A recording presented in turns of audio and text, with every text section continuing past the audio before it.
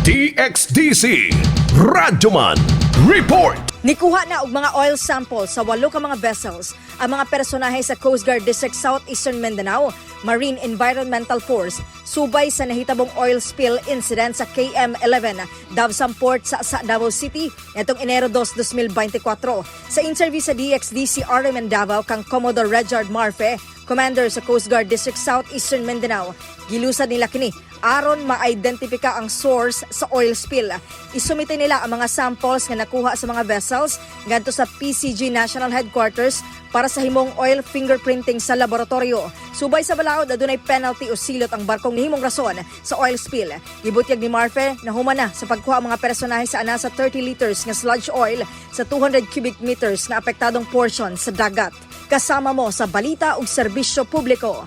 Radyoman ay Miguelita, Tatak RMN. RMN News, Diretso Balitang Metro Davao.